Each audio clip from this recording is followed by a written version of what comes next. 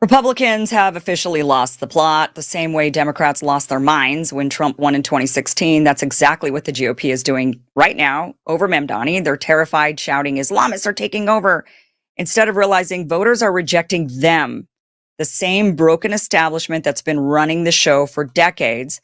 Let me just show you some examples of how the right has completely lost their mind. They're having their Hillary Clinton 2016 moment. Here is, I hesitate to even show you this, to be honest, because she's so despicable. But this Valentina Gomez is running for office, and she has a lot of followers. I'm showing you this because she does have an enormous number of followers on X and on social media. She has over 600,000 followers on X, and she is running. She's running for office, maybe in Texas, I think. I'm actually not sure exactly where. I've tried to ignore her as much as possible, but I see her videos all around. And she is viscerally hateful of Muslims, all Muslims. Watch this. We need to kick all the Muslims out of the Republican Party starting today, because these Muslims will never assimilate to the American way of life.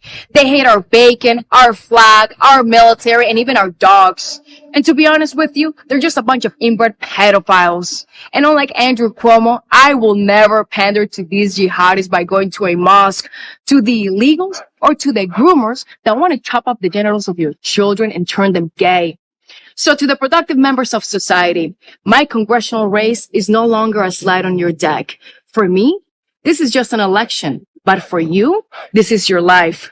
And at the end of the day, politics is the only place where I can be myself and say whatever is in my beautiful heart. So let me put it this way. You risk the lives of your children, your businesses, and you have way more to lose if you don't help me get to Congress. The ball's in your court. God bless you all. Unfortunately, she's pretty popular.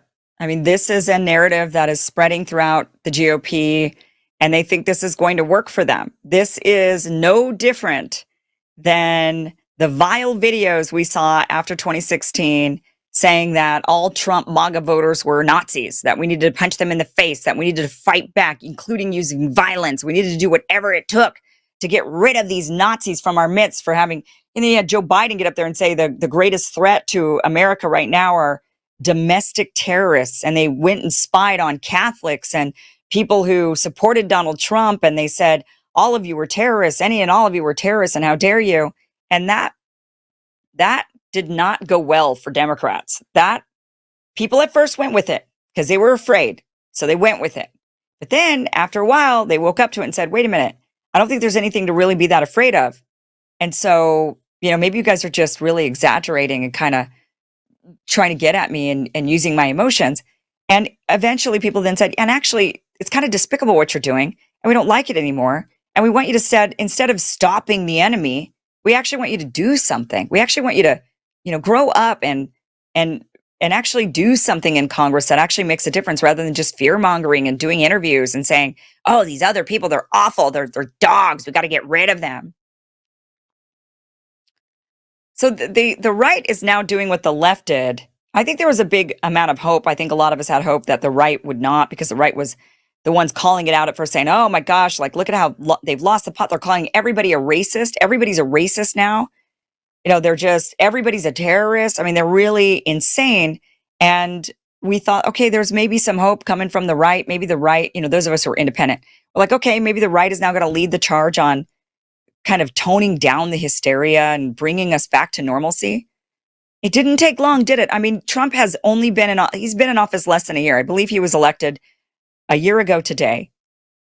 And in this year, since he was elected, a lot of us thought that things would get better, and they haven't. They've gotten worse. And now the right has become the left. They're no different, going around spewing this type of hate. Here's Matt Walsh. Here's his tweet. He says, Mamdani's win had nothing to do with the economy, nothing to do with whatever bullshit the pundits are selling. Mamdani won because he appealed to the tribal interests of foreigners who have taken over the city. The longer that voters have lived in New York, the less they supported Mamdani. That's the whole story. What percentage of white people do you think live in New York, Matt? How long do you think white people have been when do you think, maybe a better question, when do you think whites stopped being the majority in New York City? Because it's been decades since whites have been a majority in New York. This is not some new thing that has happened that, oh, this is because of the open borders policy of Joe Biden, or this is, Mamdani is the one who's ushering in all of these non-white Americans. No, New York has been an immigrant hub since the beginning of time. Where do you think Ellis Island is?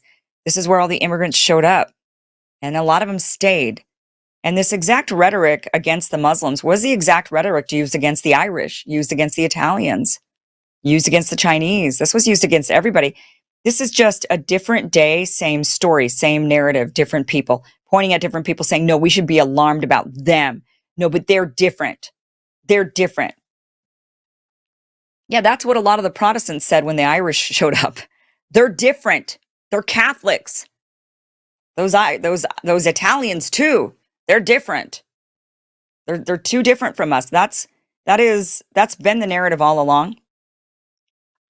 But this type of thing, when Matt Walsh, and this is an important statement that he makes when he's saying, no, this is not the economy, whatever bullshit you guys are trying to sell us. This is just basically, it's like the left saying, this has nothing to do with, when Trump won, this has nothing to do with people being dissatisfied. This has nothing to do with the economy. This has to do with racism. That's what this is. You're just despicable racists. That's what this is. And what Matt Walsh shows us here is how the right is doing the same thing. He's saying this has nothing to do with the economy. People aren't suffering. Everything's fine in New York. I haven't been bitching about New York for the last 10 years on my podcast because he has been. It's a hellhole there. But instead, he's saying, no, this is about foreigners taking over New York. That's what this is about. So then now, not like kill two birds with one stone, I guess. In this one tweet, he not only turned into a liberal, right? The same exact talking point, but he actually then at the same time proved the liberals right because they were saying you're a racist. And he's like, you're damn right I am. I don't want them foreigners here. Okay, so ADL CEO Jonathan Greenblatt, he was on Morning Joe, and he's really upset about Mamdani winning. And he says that they've even he announced the creation of a Mamdani monitor. Watch this. That young man, and if he's 34, I can call him a young man. Yeah. He won like the greatest landslide probably in New York history. I mean, certainly in recent times. And he used that moment to say that he will fight anti-Semitism in New York and stand shoulder to shoulder with his Jewish brothers and sisters. So again, I'm going to judge him not on what he says in a speech, but on what he does over time. This morning, and I will tell you, I've gotten so many calls from Jewish New Yorkers who are alarmed. Their kid was harassed in college. Their child was bullied in K through 12. Their synagogue was vandalized. So here's what ADL is doing right now. If you are a Jewish New Yorker, we have your back, and we will hold Mamdani, Mayor-elect Mamdani, accountable. Look, it's not about politics. This morning we launched a tip line at adl.org NYC. So if you are Jewish and you experience anti-Semitism where you work or where you worship or where you live, we want to know so we can track it. Well, and look, I tell you, there has been anti-Semitism in New York that we've talked about time and time again. Yeah. This isn't something new because he got elected last night. Will you work with him? Will you sit and talk to him? Will you have him be a part of this process? He has said publicly that he will not work with the ADL and Jonathan Greenblatt. He said that, not me. Look, we're an institution. This organization was founded in 1913. We work with mayors and governors and presidents irrespective. And why has he said he won't work with you? You have to ask him. But at the end of the day, yesterday, the Jewish community, Joe, the UJA and the ADL and the American Jewish Committee released a joint statement. And we are concerned because Jewish New Yorkers are alarmed. And what I can tell you is I look right at the camera. If you are a Jewish New Yorker, we have your back. We launched the Mamdani Monitor this morning. We are simply going to track, again, not what he says in a single speech, but what he does. Yeah, we'll work with him. But we're watching him, and we just released a Mamdani Monitor. again, this is exactly what the left did, and this is not going to work. This strategy is not going to work. Fear mongering about the foreigners, saying we're watching you and we're going to keep an eye on your administration and make sure that you don't step across the line. Of course, they're going to fight back any chance that they can. I mean, this type of rhetoric doesn't work. It didn't work for the left. Why is the right suddenly adopting this? It goes beyond just Mamdani, right? This battle that's gone on the right, this kind of rhetoric on the right has just converted to culture war, is basically what's gone on here. This is now the right engaging in culture war when the left finally started to abandon it. The right says, oh, well, actually, as much as we bitched about those culture wars, we actually like those culture wars and we want to keep them going. So, you know what? We're going to pick up the ball and we're going to keep it going. Catch.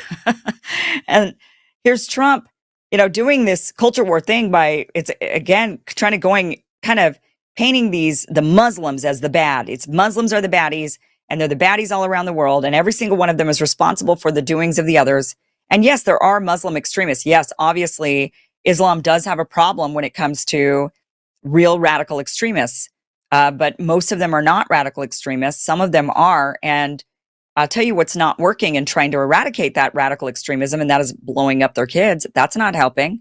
That only makes them more radical and more extreme. But we think, no, you know what? If we just kill your kids, that'll somehow convert or die. I mean, that's basically what we're saying to all the Muslims in the world, in the Middle East at least, and in Africa, where we're having tons of military conflicts and we are killing people.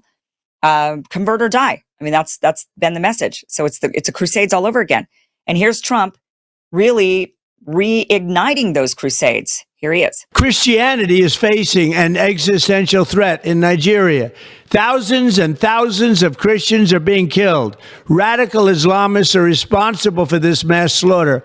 I am hereby making Nigeria a country of particular concern. That's a legal definition. When the Christians or any such group is slaughtered, like is happening in Nigeria, 3,100 versus 4,476 worldwide. What horrible numbers. Something has to be done. I am asking Congressman Riley Moore, together with Chairman Tom Cole and the House Appropriations Committee, to immediately look into this matter and to report back to me. And I mean, like, immediately. The United States cannot stand by while such atrocities are happening in Nigeria and numerous other countries. It's not only Nigeria, it's all over. We stand ready, willing, and able to save our great Christian population around the world. This is not going to happen. The killing of Christians is not going to happen. Christianity. But where was he when the Israelis were killing Christians? In fact, they killed Justin Amash's family while they were hunkering down in a church in Gaza, and they were killed. They were in a Christian church, and they were killed. Why isn't anybody saying anything about that? Oh, because that's not really what this is about. This is meant to just smear the Muslims. We're going into a culture war where we're smearing the Muslims. The Democrats smeared Whitey. It was all the white man's fault, and now it's all the Muslims' fault. And here we are. Nothing improves. Nothing improves because both sides just pick a person to pick on, and nothing improves because of it. That's where we're at today. Not everybody's buying it. Here's Joe Rogan asking Elon Musk, okay, so exactly how is Mamdani a swindler? And watch Elon Musk go, I guess, watch this. Say Mamdani's a swindler. I know he has a bunch of fake accents that he used to use. Yeah. And, but what else has he done that makes him a swindler? Well, I guess if you say if you say to any audience whatever that audience wants to hear, instead of having a consistent message, I would say that is a swindly thing to do.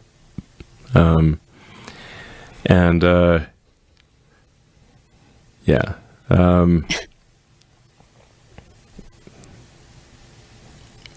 Yeah. But he is charismatic. Couldn't really name anything. How is he a swindler? What does he do? Well, if you're charismatic and you tell people things, then that makes you a swindler. I mean, just Because this is based on nothing. That answer that Elon Musk gave is very similar to Democrats squirming around when you'd ask, okay, but exactly how? What specifically has Trump said? What specifically has so-and-so said? And they go, well, if you don't, you're a Nazi. You're a racist. And then that was it. That was the end of it because they didn't have anything. And so what were they going to do? They didn't have anything. And this is why the right is having their own Hillary Clinton 2016 liberal moment. It's this, they've morphed into the other side. They're for censorship. They're for war. They're all the things that Donald Trump ran against. All the things that caused people to vote for Donald Trump and Republicans. The sweeping mandate that was sent to the Democrats. We are not happy with you. And that was why Republicans were elected, and they've completely lost the plot now. They have wallowed their way into the culture war, and now they're just sinking in the quicksand because this is not a strategy that works. People are fed up. And actually, with Republicans trying it, people are already so aware because Democrats were doing it for so long, and then people woke up to it, that now we're really aware of this happening. And when we see it coming from the right, we're like, we know what you're doing. You can't gaslight us as easily as the left was able to for a while. Because the left was really able to ride off on that fear. And they were able to use that for a long time. But now people have woken up to the whole strategy. And so they're just not going to buy it. So the right, it's going to fail faster and harder than it did for the left. For the left, it took a while. Right? For the left, it took like 8 years for it to really fall flat on its face. But for the right, it's only going to take 8 months. It has really only taken 8 months for it to fall flat on its face. People aren't wanting this. Donald Trump says, well, the reason why, I mean, we saw the mandate that happened the other night, Tuesday, the voting, and Republicans lost handily. And people say, well, they lost in blue states. No, they lost seats that were held by Republicans for years. This wasn't just, oh, blue voted blue. What do you expect? No. Some of these seats were held by Republicans for a long time, and they lost. So Tuesday was a mandate. A lot of Republicans don't want to believe that. They want to turn a blind eye to that. They want to think that this strategy of just fear-mongering against Islam is going to work. Fear-mongering against, the Palestinians and saying that everybody who cheers for the Palestinians and roots for them to survive and roots for babies to not be slaughtered, that all of those people are just Hamas-loving jihadis. It's not working. People are going to vote against you. People are sick of this, and they certainly will not latch on to this, the Muslims bad narrative. People are not going to buy this. It's going to lose. The Republicans are going to be handed their asses in the midterms. That's it. They're going to be handed their asses. And then they're going to sit there and say exactly what Donald Trump says in this next tweet. He gets to say this all the time. What does he say here? He says, Trump wasn't on the ballot and shutdown were the two reasons that Republicans lost elections tonight, according to pollsters. So he's saying it was because I wasn't on the ballot and I win. Yeah, well, why is it that all the people you endorsed didn't win? So it wasn't about you not being on the ballot and that, Trump and the energy that Trump brings, and Trump brings all this great energy. No, Trump has lost so many supporters in the last 10 months of him being in the office. 10 months is all it took for him to lose everybody, because what he has done in office is not actually what everybody voted for. At first, he was doing some really great things when he really shut down on the border and we didn't see people crossing the border anymore. That was a win for him. He could have continued on that, but then he decided to build prisons in, concentration camps or whatever in El Salvador and on Guantanamo Bay, and started just rounding people up with agents wearing masks and carting them off in the middle of the night. And guess what? People didn't like that. People didn't like that. Even people who voted for Donald Trump, they didn't like that. They didn't like the crackdown on speech happening at the college campuses, threatening to deport any non-American for speaking up against Israel, a foreign country. And we went and we were the henchmen for Israel on our own soil, going against every single value that is American, the right to speak up, free speech, protest. We went against all of our own American ideals, and we rounded up kids and shipped them off to wherever they were from, or incarcerated them in Louisiana for months on end. And we did that at the behest of Israel. People do not like that. People did not like seeing Trump constantly give Israel anything they wanted while we were watching dead babies on our social media feeds. This is why Republicans lost, not because Trump wasn't on the ballot. Trump would lose today if he ran again. He would lose today. Mark my words. Trump would lose today if he ran again today. After what we've seen, people would not vote for him. Independents would not vote for Donald Trump, and he needs the independents. It would be the independents and a lot of Republicans who would just sit this one out. I just sit this one out because I'm not going to go along with genocide. And that is, people have, they do draw a line in the sand on that. Vivek Ramaswamy, he's no idiot. He sees exactly what has happened, and he says, look, we lost because we suck. We got our asses handed to us in New Jersey, Virginia, and New York City. Democrats swept all three. There's two key lessons for Republicans. Listen carefully. Number one, our side needs to focus on affordability. Make the American dream affordable. Bring down costs, electric costs, grocery costs, healthcare costs, and housing costs, and lay out how we're going to do it. And number two, cut out the identity politics. It doesn't suit Republicans. It's not for us. That's the woke left's game, not ours. We don't care about the color of your skin or your religion. We care about the content of your character. That's who we are. Well, that's who we should be. But unfortunately, that is not where the right is headed, at least a faction of it. I still think, though, that the majority of the right is not going along with this. I think it is a gaslighting campaign smeared all across social media to make us believe that many on the right are thinking this way. But I actually think the average Republican sides with Tucker Carlson and is not in line with any of this and is instead being told, no, Tucker's fringe. Tucker's fringe. You can't be going along with Tucker. He's fringe. And in reality, they're sitting there like, yeah, but I agree with Tucker. I agree with Tucker on this wholeheartedly. I think that is just the reality on the ground. And that is why Republicans are going to lose in the midterms. They're on their way. And unless they turn this boat around, that is what's going to happen to them.